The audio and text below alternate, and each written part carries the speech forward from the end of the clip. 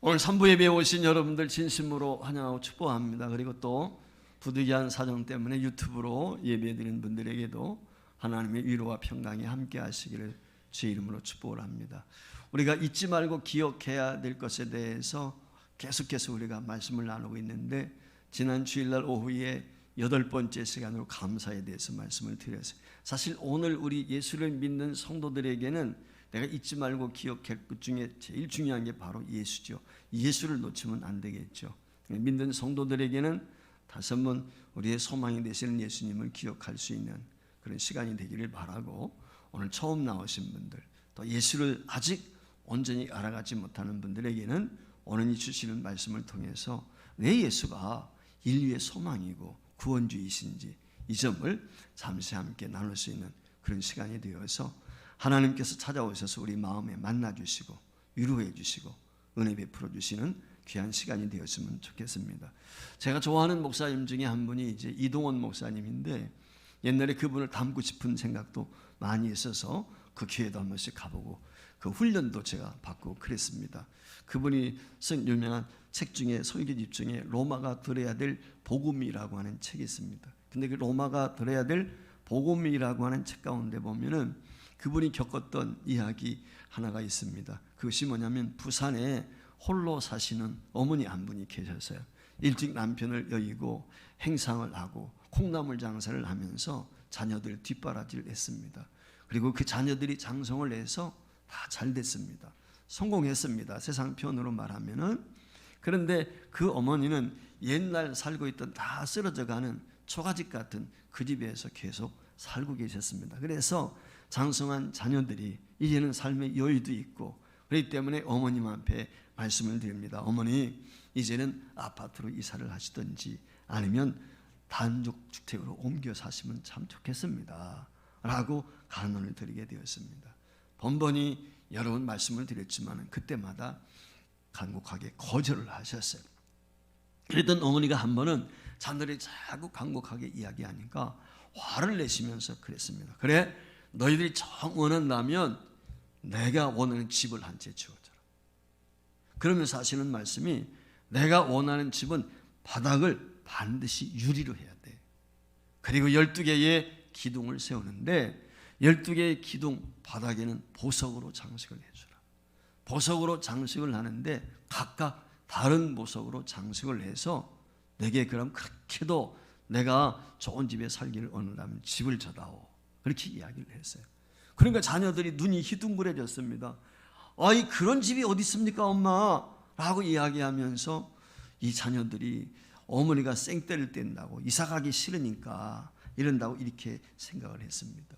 그때 그 어머님이 그런 이야기를 했다고 합니다.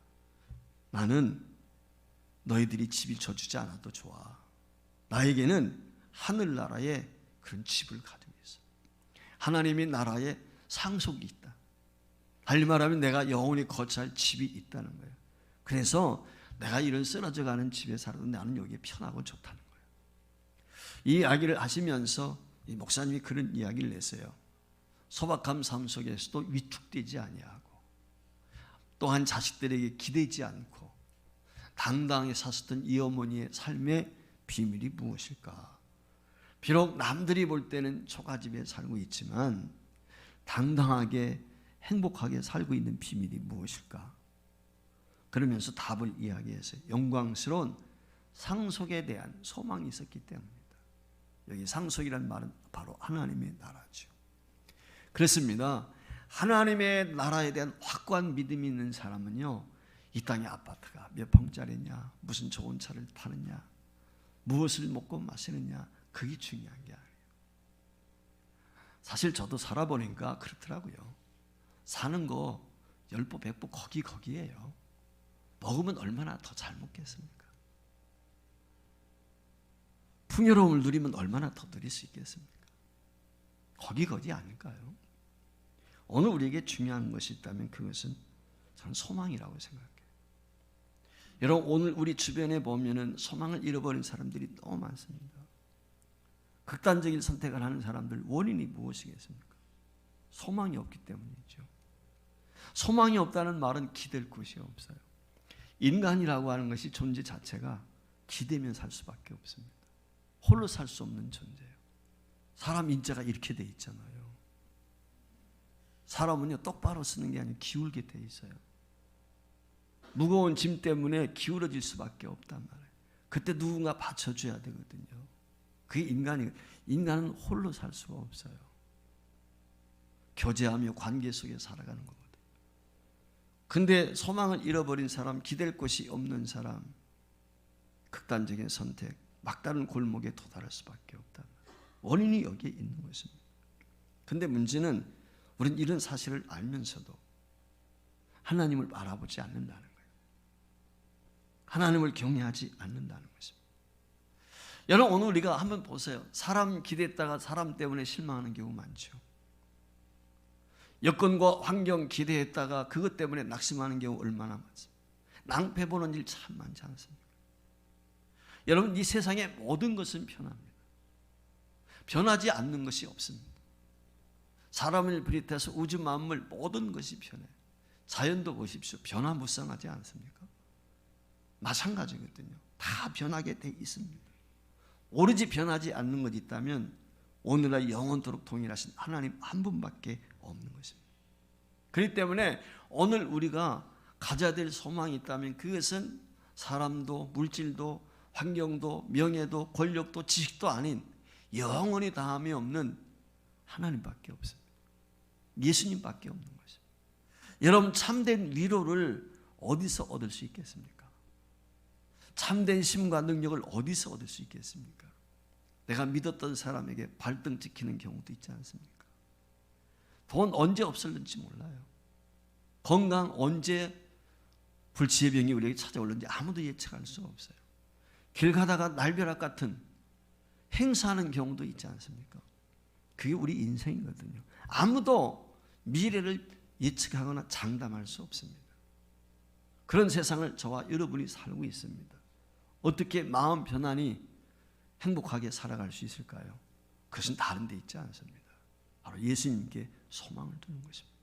오늘 이 자리에 나오신 여러분들 가운데 혹시 염려, 걱정, 근심이 있다든지 투병 중에 있다든지 무거운 짐이 있다면 주님 앞에 다 내려놓고 쉼을 얻게 되길 바라고, 아직도 예수 그리스도를 나의 주 나의 하나님으로 영접하지 못했다면 오늘 이 아침에 그분의 음성을 듣고 그분을 만날 수 있는 귀한 은혜가 되기를 주의 이름으로 축원합니다. 여러분, 왜 예수님 이 땅에 오셨을까요? 예수님 무엇 때문에 이 땅에 오셨을까요? 오늘 여기 짧은 성경 구절입니다. 마태복음 4장 23절에 25절 말씀에 보면 예수님이 이 땅에 오신 세 가지 이유를 분명히 본문에서 우리에게 말씀을 해주고 있습니다. 이 점을 저와 여러분이 명심했으면 좋겠습니다. 이 성경 말씀이 기록될 때 그 초대교회 당시에는요, 참 예수 믿는 것이 어려웠습니다. 힘들었습니다. 그 이유가 뭐냐면 로마가 전 세계를 제패하고 있었습니다. 그래서 로마의 시저가, 황제가 신입니다. 그래서 황제 숭배 사상이 그때 팽배해 있었거든요. 그러니까 다른 신에게 절할 수가 없었습니다.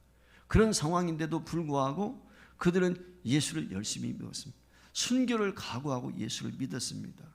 그 이유는 다른 데 있는 것이 아니라 바울 사도가 로마서 15장 13절에서 고백하는 그 이유 하나 때문입니다. 같이 읽어볼까요? 소망이 하나님이 모든 기쁨과 평강을 믿음 안에서 너희에게 충만하게 하사 성령의 능력으로 소망이 넘치게 하시기를 원함. 여기 소망을 이야기하고 있는 사도 바울 어떻게 되었죠? 순교했습니다. 예수 믿다가 죽었습니다. 바울뿐만 아니라 많은 예수님의 제자들과 많은 예수님을 따르던 추종자들이 죽었습니다. 그럼에도 불구하고 그들은 소망의 끈을 놓지 않았습니다. 핍박 가운데 감옥 가고 화형을 당하고 사자의 밥이 되고 심지어 거꾸로 죽음을 당하고, 그럼에도 불구하고 그들이 예수님만이 나의 소망이다, 하나님만이 나의 소망이다고 생각했습니다. 그리고 그를 믿다가 기꺼이 하나님의 나라를 바라보고 하나님과 함께 했다는 것이죠. 이유는 다른 데 있지 않습니다. 예수 그리스도만이 유일한 후인자, 구원자가 되시고 그분만이 생명이 되시고 그분만 인류의 소망이 되기 때문에 역사 연구라고 하는 책을 쓴 유명한 역사가 있습니다. 여러분 잘 아시는 아놀드 토인비라고, 이분이 역사란 무엇이냐 한마디로 정의를 했습니다. 그것은 도전과 응전이다 라고 이야기를 했습니다. 사실 2000년 역사, 아니 그 이전부터의 역사를 가만히 보면 인간의 도전이 있었고 거기에 대한 반응이 있었죠. 그래서 역사를 한쪽에서 한마디로 도전과 응전이다 이렇게 이야기했던 이 아놀드 토인비가 그런 이야기를 했습니다. 어떤 이야기를 했냐면 사도 바울을 태우고 간 배는 유럽의 문화와 문명을 싣고 가는 배였다 그랬어요. 우리가 사도행전에 보면은 여러분 잘 아시는 것처럼 바울 사도가 환상을 보지 않습니까? 그때 하나님께서 그를 유럽 쪽으로 그를 인도했다는 것이죠. 아마 그때 당시는 오늘날처럼 배나 기차가 없었으니까 참 뭡니까 이 항공이나 이런 것들이 없었기 때문에 도보로 갔든지 배로 갔을 텐데 아마 스페인을 가고 뭐 이 영국을 넘어가고 이랬던 이 복음이 결국 배를 타고서 한마디로 말하면 사도 바울이 전한 복음 때문에 유럽이 그렇게 바뀌게 되었다는 것이죠. 그것이 전 세계로 확산이 되어서 오늘날과 같은 이런 놀라운 역사를 이룬 것 아니겠습니까? 예수 그리스도의 복음, 이것이 유럽을 변화시켰습니다. 그리스도의 복음은 사람을 변화시킵니다. 그리스도의 복음이 가정을 변화시킵니다. 그리스도의 복음이 나라와 민족을 변화시킬 수 있습니다. 그런데 그것을 알지 못하게 되면 우리는 기독교를 비난합니다. 비판합니다. 우리가 세상을 살다 보면 비난과 비판이 없을 수 없거든요. 근데 비난하고 비판하게 될 때 왜곡된 지식을 가지고 비난하고 비판할 때가 참 많아요. 오늘날도 지금 뭐 대통령에 대해서 현 정부에 대해서 여야 정치인에 대해서 여러 가지 행태들에 대해서 뭐 이런저런 얘기들이 참 많이 있지 않습니까? 그런데 정말 팩트에 의한 것인지 그건 자세히 알 수 없지만은 비난과 비판이라는 걸 가만히 보세요. 정말 제대로 알고 비난 비판하는 사람이 얼마나 될까? 저는 그런 생각이 좀 들 때가 있습니다. 제대로 알고 하는가? 제대로 알면 비판할 수 없어요. 오늘 우리 기독교가 무엇인지 제대로 알고 비판하는 사람 많지 않습니다. 예수를 경험해 보지 못했거든요. 예수를 만난 경험이 없는데 어떻게 예수를 비판할 수 있습니까? 예수를 만나고 예수를 경험한 사람의 실제 이야기를 들어보고 내가 체험을 해봐야 되거든요. 그러지 않고는 그러다 보니까 세상이 어떻게 합니까? 교회에 대해서 예수에 대해서 코웃음 치는 사람들이 많단 말이죠. 비난 비판합니다. 가진 말로 욕설도 조롱도 할 때가 있습니다. 교회가 어떤 분인지, 참 교회가 무엇인지, 예수 그리스도가 어떤 분인지 바로 안다면 그런 비난과 비판이 과연 있을 수 있을까? 저는 전혀 그렇지 않다고 생각해요. 저도 과거의 성격이 뭐냐면 따지기 좋아합니다. 옳고 그름 분간하기를 좋아하는 사람. 근데 예수 믿었습니다. 그리고 목사가 되었습니다. 제 스승 가운데 한 분이 그런 아주 그냥 따지기 좋아하고 그런 분이 있었어요. 그분이 그런 얘기, 내가 가장 큰 기적은 예수 믿는 게 가장 큰 기적이에요. 나처럼 올곧고 나처럼 옳고 이 분별력을 가지고 옳으냐 그러냐 이것 따지기 좋아하는 사람이 없는데 나는 예수 앞에 무릎을 꿇었다는 거예요. 예수님을 만나고 보니까 이게 진짜라는 거예요. 오늘 우리가 음식도 눈으로 보는 것하고 먹어보는 거 다르잖아요. 맛을 봐야 되거든요. 정말 저는 그렇게 권하고 싶어요. 정말 교회에 대해서 비난하고 예수에 대해서 비판하기를 원한다면 먼저 예수를 맛보시라. 예수를 맛보고 나서 그때 가서 쓰든지 달든지 이야기할 수 있지 않습니까? 우리가 과일을 먹을 때도 그렇잖아요. 감이 단지 쓴지 먹어봐야 하는 것 아니겠습니까? 겉으로 드러나는 멋있는 모습이 아니라 진짜 맛을 보고 진짜 알아야 되는 것 아니겠어요? 베너라는 영화가 그렇게 나오지 않았습니까? 원래는 베너 성경을 부정하기 위해서 그가 반박할 책을 쓰기 위해서 성경을 알지 못하니까 성경 보다가 결국 변화되어져서 그가 그리스도인이었고 베너라고 하는 유명한 영화가 나온 것입니다. 그 배경을 보면 그렇거든요. 여러분 오늘 예수님이 어떤 분인지 저와 여러분이 다시 한번 확실히 기억할 수 있기를 원합니다. 그럼 예수님이 어떤 분이길래 그분이 이 땅에 오셔서 무엇을 하셨는가? 오늘 여기 본문 말씀을 첫 번째 기억해야 될 것은 예수님께서는 단 한 명이라도 모든 인류가 구원받기를 원하신다. 이게 우리 주님이에요. 예수님이 모든 사람이 구원받기를 원하신다는 것은 당신이 구원주이기 때문에, 하나님만이 구원이시기 때문에 그걸 이야기하고 있습니다. 오늘 23절 우리 수고시업 좀 한번 읽어보겠습니다. 예수께서 온 갈릴리에 두루 다니사 그들의 해당에서 가르치시며 천국 복음을 전파하셨다. 여기 천국 복음을 전파했다는 것입니다. 복음이 무엇입니까? 뉘앙겔리온, 좋은 소식, 기쁜 소식이죠. 좋은 소식이 무엇이겠습니까?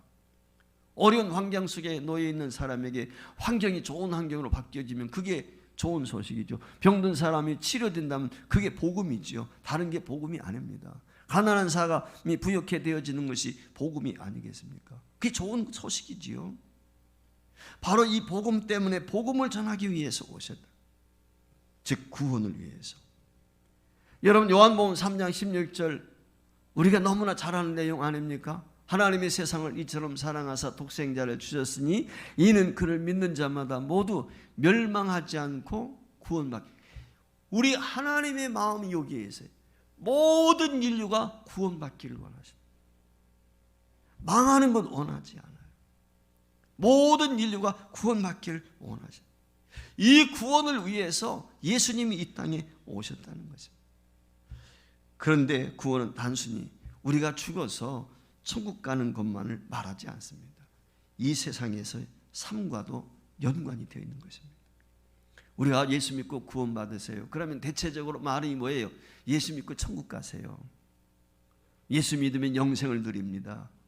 지옥 가지 않고 천국 갑니다. 되게 그렇게 우리가 이야기하지 않아요.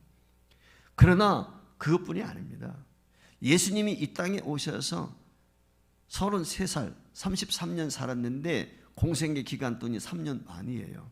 그 3년 반 동안에 예수님이 어디에 관심을 가졌는가? 복음서에 보면은 그가 어떤 것에 관심을 갖고 무엇을 행하셨는지 우리에게 보여주고 있습니다.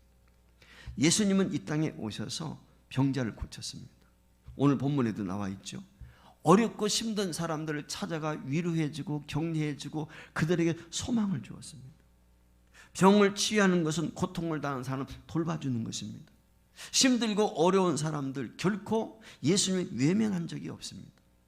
그 힘들고 어려운 가운데서 나오는 것이 구원이에요. 병든 사람이 나음받는 것이 구원이에요. 조금 전에 말씀을 드린 것처럼 가난한 자가 부유하게 되어지는 것이 구원입니다.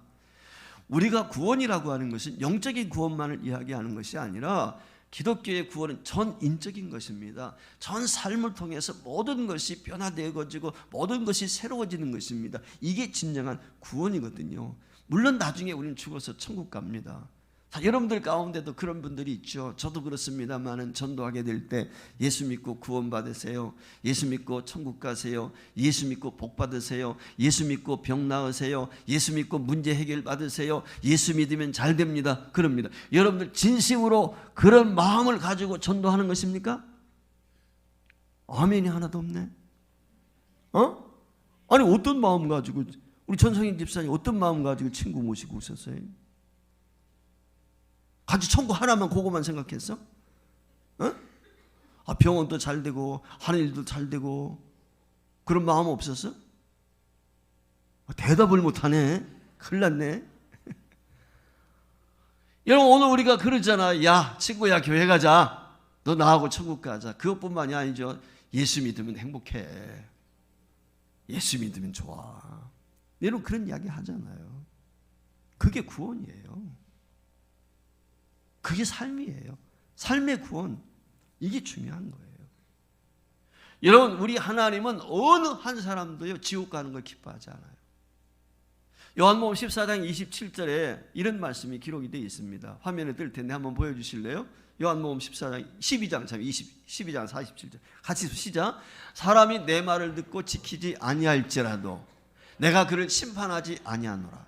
내가 온 것은 세상을 심판하려 함이 아니요 세상을 구원하려 하며. 자, 우리 예수님의 마음이 여기 있어요. 내 말을 듣고 내가 전도했어. 그런데도 내 말을 안 들어. 교회 안 나와. 그런데도 불구하고 예수님이 하시는 말, 나는 그를 심판하지 않는다. 판단하지 않는다. 예수님의 말, 그 글 띄워주세요. 계속해서 성경. 이 말이 무엇이에요?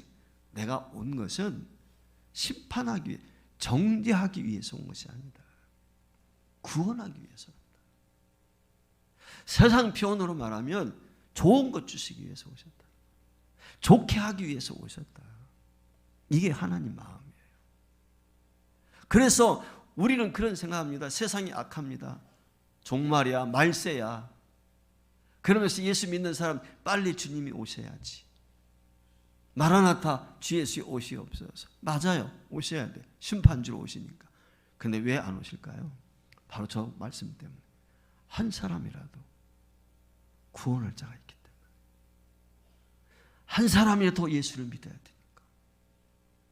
영원한 형벌 지옥에 가는 것을 하나님은 원하지 않는단 말이에요. 모든 사람이 구원받게 이르기를 원하는 것입니다. 이게 우리 주님의 마음이거든요. 오늘 이 점을 우리 먼저 예수 믿는 사람들은 늘 의식을 해야 돼요. 그래서 복음 전하다가 어려움 당하고 욕먹고 침뱉음 당하고 때로는 뺨을 맞을 수도 있겠지만 그때마다 어떤 마음? 우리 주님이 그러셨어. 설령 내 말을 듣지 않아도 그들이 잘못된다 할지라도 그들이 돌이키기를 원하시는 게 우리 주님이셔. 나도 그 마음 가져야지. 이게 오늘 우리 성도들이 가져야 될 것이고요. 예수님을 인격적으로 만나지 못한 사람들이 우리 예수님을 만나야 될 이유가 여기에 있습니다. 왜냐하면 그분이 구원주시기 때문에. 그분을 만나야만이 진정한 영생의 복을 누릴 수 있고 인생의 참 행복을 영위할 수가 있기 때문에. 그래서 우리가 복음을 전하는 예수님만이 우리의 참 소망입니다. 예수님만이 인류의 소망이에요. 다른 데 있지 않습니다. 예수님 병든 자를 치유하시고 모든 문제를 해결하시고 물질의 문제도 해결하시고 우리가 살아가는 동안 모든 문제에서 저와 여러분을 구원하시기를 원하십니다. 그게 우리 주님의 마음이신 것입니다. 종래에는 저와 여러분이 예수 믿고 세상을 떠나게 되었을 때 천국에서 영생 복락을 누리도록 하시는 것이죠. 그렇기 때문에 예수님이 이 땅에 오셔서 복음을 전하셨고 당신 스스로가 복음이셨던 것입니다. 이 점을 우리가 기억해야 되겠습니다. 두 번째, 예수님은 어떻습니까? 말씀을 가르쳐 모든 사람들이 바로 살기를 원하십니다. 바로 살기를 원한다는 이 말에 사람답게 살기를 원하셨다. 사람답게 산다는 말은 변화된 모습으로 살아가기를 원하셨다는 거예요. 오늘 여기 23절 말씀에도 보면은 예수님이 하신 사역 가운데 첫 번째 사역이 무엇이냐?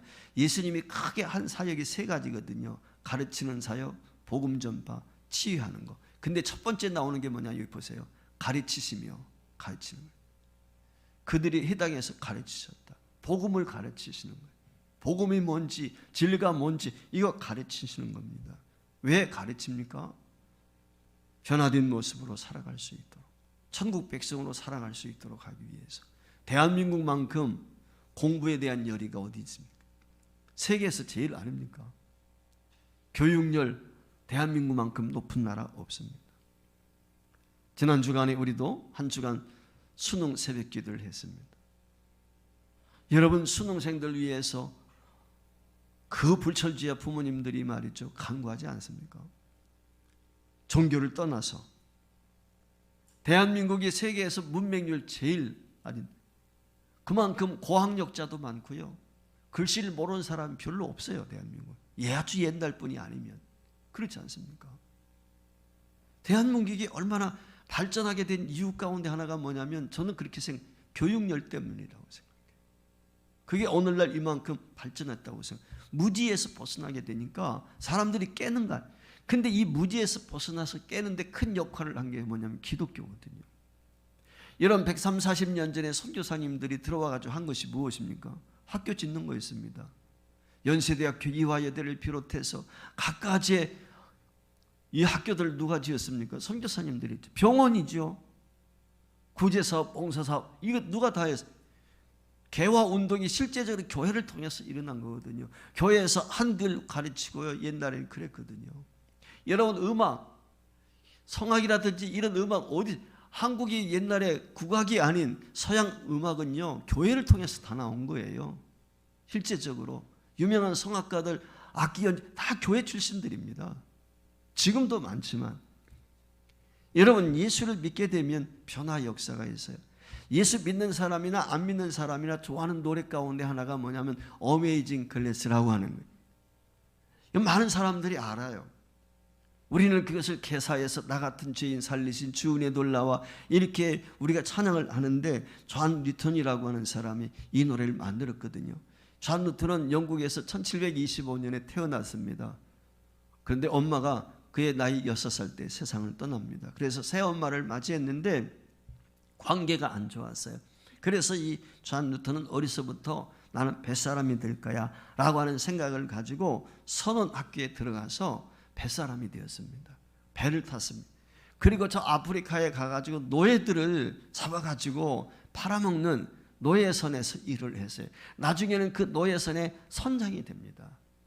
그런데 한 번은 그가 22살 때 풍랑을 만나게 되었는데 배가 좌초할 수밖에 없는, 침몰할 수밖에 없는 위기에 놓이게 된 것입니다. 그때 자기 생모가 어릴 때 자신을 붙들고 기도했던 모습, 그것이 떠올라서 그가 갑판에 엎드려 하나님 앞에 기도하며 한 번만 나를 살려주시면 내가 앞으로는 착하게 살겠습니다. 선하게 살겠습니다. 약속을 드립니다. 그런데 그 풍랑 가운데서 구조로 됩니다. 살아났어요. 구사일생으로. 그 뒤로 그의 삶이 달라지기 시작했습니다. 6년간 노예 무역을 하면서 노예들의 처우를 개선해 줍니다. 그리고 나중에 가서는 결국 그가 노예 선장, 그 모든 것을 뿌리쳐 내버려 두고 목사가 됩니다. 후에는. 그리고 그가 1772년에 노랫말을 만들었는데, 시를 썼는데 그것이 바로 어메이징 글래스입니다. 예수를 만났기 때문에, 예수를 믿었기 때문에 노예 선장이었던 이 사람이 바뀌어서 목사가 되었습니다. 사랑하는 여러분, 성경에 삭개오라는 사람이 나옵니다. 누가복음 19장에 보면 그는 세리장입니다. 옛날에 세리장이는 인기가 없습니다. 매국노입니다. 많은 사람들의 착취하는 흡혈귀와 같은 존재입니다. 일제시대를 살아보신 분들은 알아요. 일제시대에 가장 무서운 사람 두 사람이 있습니다. 직업 중에 순사입니다. 순사. 옛날에 순사 굉장히 무서워했어요. 지금은 경찰이죠. 옛날엔 순사라고 그랬어요. 그리고 또 하나 있습니다. 세무공무원입니다. 세무공무원은 옛날에는 제 어릴 때도 기억이 나는데 밀주 같은 것들을 했어요.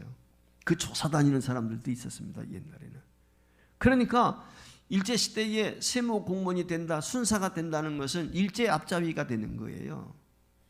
오늘 삭개오라는 사람이 똑같은 거예요.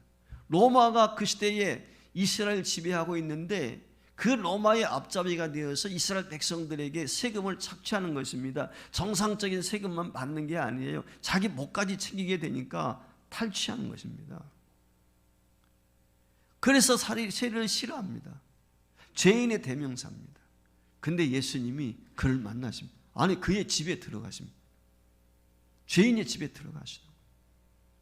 그가 예수를 만나게 되었을 때 놀라운 변화를 경험합니다. 그의 고백이 19장 8절에 이렇게 나와 있습니다. 주여 보시옵소서. 내 소유의 절반을 가난한 자에게 주겠사오며 만일 누구의 것을 속여 빼앗은 일이 있으면 내 값들이나 갚겠습니다. 지금까지 빼앗은 사람이에요. 지금까지 과도하게 세금을 매기고 착취했던 사람이에요. 근데 이제 내 사산 절반 팔아서 가난한 사람 나눠주겠습니다. 그리고 다른 사람 내가 잘못 세금 매겨가지고 과하게 매겨서 빼앗은 게 있다. 내가 4배로 갚아주겠어. 어떻게 이런 변화가 있습니까? 예수님 만나게 되니까. 복음이 들어가니까. 그래서 디모데후서 3장 16절 말씀에 보면 하나님의 말씀에 대해서 이렇게 이야기를 합니다. 성경은 하나님의 감동으로 된 것으로 교훈과 책망과 바르게 함과 의로 교육하기에 유익하니 이는 하나님의 사람으로 온전하게 하며 모든 선한 일을 행할 능력을 갖추게 하려 함이라. 여러분, 세상 교육을 가지고 우리를 전인교육이라고 흔히 이야기합니다마는 온전한 인격을 만들 수 없어요. 하나님의 말씀만입니다. 요즘에 참 안타까운 그런 소식들을 종종 접할 때가 있어요. 그것이 뭐냐면 정말 선생님들이 요즘에 학교 선생님 존경을 못 받잖아요. 그 초등학교 고학년 중학생들이 뭘 안다고 말이죠. 선생님 강단에서 아주 강의 지금 교수하고 있는데 아이들이 뭡니까? 스마트폰 밑에다 살짝 놔가지고 여선생님들 치마 속을 그냥 사진 촬영하고 별의별 짓을 다 하잖아요. 여러분, 이게 전인교육이 이루어질 수 있겠습니까? 왜 이런 일이 있겠죠? 기술교육이에요. 한국의 교육은 기술교육. 어떻게 하면 잘 살까, 잘 먹고 출세, 기술교육이죠. 인격교육이 하나도 없습니다. 지금 인격교육하는 학교가 어디 있습니까? 그거 해가지고 다 낙오돼 버려요. 그들 생각에는. 어떻게 하든지 좋은 대학 가야 되고, 어떻게 하든지 좋은 고등학교, 대학교로 어떻게 하든지 인류 기업에 가야 되는 거예요. 그 기술자 만드는 거예요. 기술자. 그러니까 인격이 없습니다. 다 망가졌단 말이죠. 여러분, 한국처럼 이와 같이 교육열이 많은 나라가 어디 없는데 이혼율 세계 1위예요. 자살률 세계 1위예요. 기가 막히지 않습니까? 범죄율은 어떻습니까? 여러분, 교통사고율 세계 1위입니다. 왜 이와 같이 됐지요? 전인교육이 없어요. 기술교육만 있으니까요. 여러분, 어떻게 이런 사람을 바꿀 수 있죠? 예수밖에 없습니다. 예수 가르침, 복음밖에 없어요. 예수 믿어야 될 인류 여기에 있습니다. 우리의 자녀들, 내가 낳았지만 이 아이들이 어떻게 될지 몰라요. 여러분, 아들이 아버지 굿하지 않습니까? 아버지가 아들 굿하고 어미가 자기 난 자식을 죽입니다. 이게 오늘 우리 현실이지 않습니까? 예수가 필요한 이유가 여기 있어요. 여러분, 겉으로 드러나는 것만 볼 것이 아니고 오늘 우리 사회, 우리 가정, 여러분 보세요. 마약이 지금 얼마나 지금, 여러분 술 중독자, 약물 중독, 성 중독자, 요즘 젊은 아이들 게임 중독, 갖가지의 정신질환이 얼마나 많습니까? 어떤 분이 그런 이야기를 하더라고요. 전국 70%가 정신병자라고. 이게 대한민국 현실이거든요. 어떻게 이걸 해결할 수 있습니까? 가르쳐야 돼. 뭘 가르쳐야 돼? 복음을 가르쳐야 돼. 근데 오늘 와가지고 말이죠. 사업법 개정을 하면서 미션스쿨에서 성경 못 가르치게 합니다. 말도 못 되게 하면 안 된단 말이에요. 지금 망하는 길이에요. 미국의 트리븐지라고 유명한 잡지가 있습니다. 그 트리븐지에서 여론조사를 했어요. 예수 믿는 사람은 믿지 않는 사람하고, 예수 믿는 사람과 믿지 않는 사람을 데이터를 뽑아보니까 더 도덕적, 윤리적인 훨씬 차이가 나더라고요. 기독교인과 비기독교인 차이. 여러분, 오늘 우리가 이걸, 요즘에 교도소라는 게 있지 않습니까? 죄를 지면 교도소 갑니다. 형무소 갑니다. 그 교도소 가는 이유가, 목적이 뭐죠? 교정시키기 위한 것이 첫 번째, 격리도 있지만 그렇지 않습니까? 근데 교도소 가서 교정대 나옵니까? 안 돼요. 오히려 교도소 가면요, 다른 범죄 배워가지고 나옵니다. 야, 너 그렇게 했으니까 잡힌 거야. 이렇게 하면 안 잡혀. 새로운 기술 배워가지고 나오는 거예요. 그러다 보니까 2범, 3범, 막 10몇 범까지도 있지 않습니까? 사람은요, 교육으로 다 바뀌지 않습니다. 배운다고 다 되는 게 아니라 하나님이 해야 돼. 하나님. 말씀 붙들고 가르침 받다 보면 우리 믿는 성도들이 경각심을 갖고, 그러니까 예수 믿는 사람들이 참 중요해요. 여러분들이 잘 배워야 됩니다. 교회에서 말씀에 잘 정말 투철하게 배움이 있어야 됩니다. 그래야 우리가 소금이 되고 빛이 되잖아요. 교회가 욕먹고 예수님 욕먹는 건 내가 예수 믿는 내가 잘못 살아서 그런 거니까 누구 탓할 거 없어요. 우리가 늘 기억해야 돼. 내가 예수쟁이다. 내가 예수님의 제자다. 내가 소금이다. 빛이다. 이거 우리 믿는 성도들이 늘 인식하고 잊지 말아야 돼. 예수님이 이렇게 저와 여러분이 변화되기를 원하십니다. 여러분, 내 가정이, 내가, 내 형제가, 내 부모, 자녀가 변화되기를 원하십니까? 예수 믿으십시오. 예수 영접하십시오. 예수 모시면 됩니다. 예수 안에 길이 있습니다. 예수님 안이 진리고 생명이고 소망이 되십니다. 그분을 만나면 누구든지 그리스도 예수 안에 있으면 새로운 피조물이라. 이전 것은 지나갔으니 보라, 새 것이 되었도다. 할렐루야. 새로워질 수 있습니다. 마약에 중독돼도, 약물에 중독돼도, 그 어떤 것에 중독이 되었다 할지라도 예수 만나면 새 사람 될 수 있습니다. 세 번째 중요한 건 예수님은 우리의 모든 악한 것을 치료하신다는 거죠.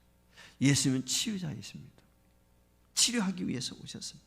오늘 23절 말씀에 보면 병든 것과 약한 것들을 치료하셨다고 고치셨다는 것입니다. 예수님은 살아계실 때 안진병을 낫게 하셨습니다. 소경 눈을 뜨셨습니다. 죽은 자를 살리셨습니다. 귀신 들린 자를 치료하셨습니다. 이게 우리 주님의 모습이거든요. 예수님처럼 분주한 분이 없었습니다. 왜 분주했을까요? 복음 전하기 위해서, 구원하기 위해서, 가난하고 헐벗고 굶주린 자들, 그들의 친구가 되기 위해서, 병든 자들을 고쳐주기 위해서, 귀신을 몰아내기 위해서 씨름하시고 바쁘시게 사셨어요. 눈, 코, 틀새 없이 사셨던 분이 우리 주님이십니다. 그래서 힘들고 소외되고 어렵고 배고픈 자들 먹을 것 주고 그들을 위로하고 그들을 붙들어주고 그들을 치료하고 그들을 새롭게 하시는 분, 그게 우리 주님이십니다. 여러분, 우리나라에서 여러 구제기관들이 있습니다.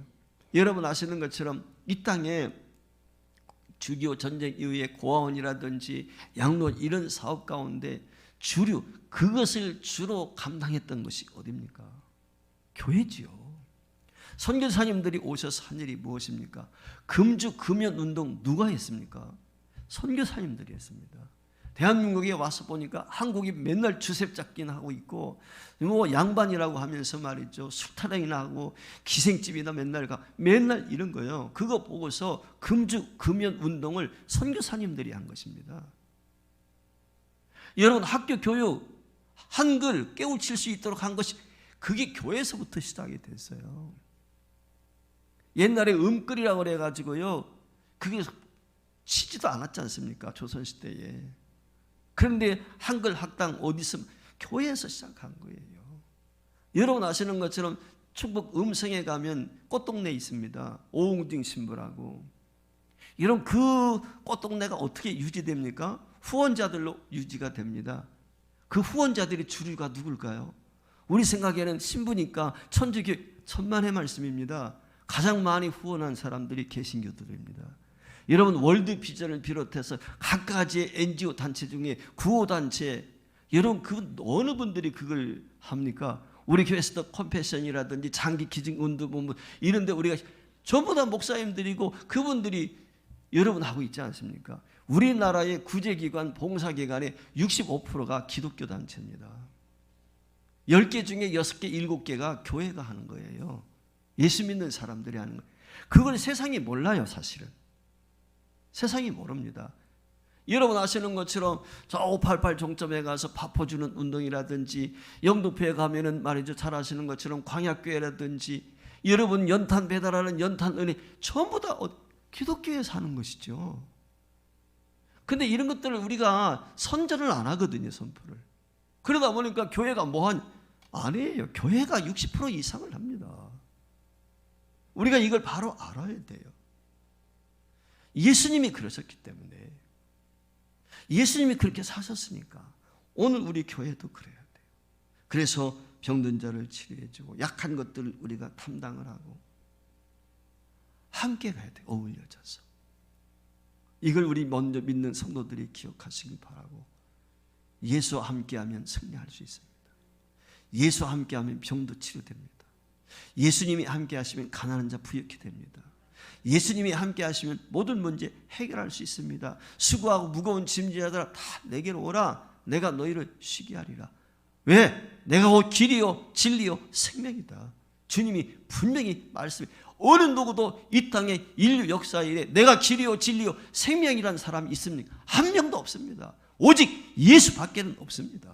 왜? 그분만이 참 진리이기 때문에. 진리는 하나예요. 변할 수가 없어요. 세상이 바뀌어도 그분만이 진리이기 때문에. 여러분 기억하십시오. 잊지 마십시오. 그리고 전하십시오. 그리고 주님을 만나지 못했다면 만나십시오. 예수 믿으면 왜 병이 고쳐지고 기적이 일어나는지, 예수 믿으면 왜 육신과 마음의 병이 치료되어지고 소망이 생기는지, 왜 예수를 믿게 되면 문제가 술술 풀려나게 되는지 예수를 경험하십시오. 예수를 체험하십시오. 왜냐하면 그 안에 영생이 있고 생명이 있습니다. 구소련에서 가장 인기 있는 이름이 맥스였다고 합니다. 이유가 있습니다. 화면 띄워주세요. 맥스인 이유. 칼 막스의 M자와 엥겔스의 E자, 레닌의 L자, 스탈린의 S, 첫 자를 따가지고 맥스라고 이름을 지었는데 그 이름이 인기가 있었답니다. 근데 어떻게 되었습니까? 무너지고 말았습니다. 공산주의가 세상을 바꿀 수 없습니다. 언젠가는 무너지게 되어 있습니다. 사상이, 이데올리가 우리를 변화시킬 수 없습니다. 우리의 문제를 해결할 수 있는 것은 오직 예수밖에 없습니다. 예수 믿으십시오. 예수를 새롭게 영접하십시오. 그리고 예수에게 소망을 두십시오. 찬송가 91장은 이렇게 찬양합니다. 예수의 이름은 세상의 소망이요, 예수의 이름은 천국의 기쁨이었어요.